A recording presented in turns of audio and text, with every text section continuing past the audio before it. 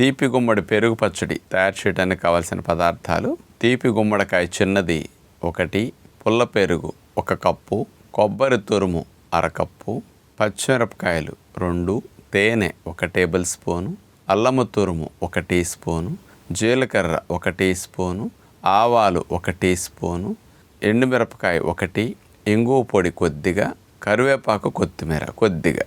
ముందుగా మనం తీసుకున్న చిన్న సైజు తీపి గుమ్మడికాయని చెక్క చేసేసి ఆ తీపి గుమ్మడికాయ ముక్కని అట్లా పట్టుకుని తురుమేసేసుకోవాలి. రైతాకి గుమ్మడికాయ తురుము బాగుంటుంది. ఒక మిక్సీ జార్ తీసుకుని అందులో పచ్చిమిరపకాయ ముక్కలు, అల్లము తురుము, కొబ్బరి, కొద్దిగా తేనె వేసేసి వీటిని కొద్దిగా గ్రైండ్ చేసేసి పక్కన పెట్టుకుంటాం. ఇక రైతాకి కొద్దిగా తాలింపు వేస్తుంటాం. చిన్న బాండి తీసుకుని అందులో జీలకర్ర, ఆవాలు, ఎండుమిరపకాయ ముక్క, కరివేపాకు ఇవన్నీ వేసి సన్నసెక మీద మెల్లగా వేగనివ్వాలి. ఈ తాలింపు అంతా వేగిన తర్వాత అందులో కొద్దిగా ఇంగువ పొడి వేసేస్తాం.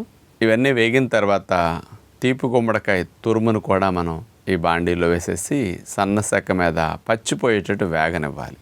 మెత్తగా ఉడకక్కర్లేదు అసలు. ఒక 5 నిమిషాలు వేగనిస్తే తీపి గుమ్మడికాయ పచ్చిపోయి కమ్మగా అనిపిస్తుంది, కొద్దిగా మెత్తపడుతుంది.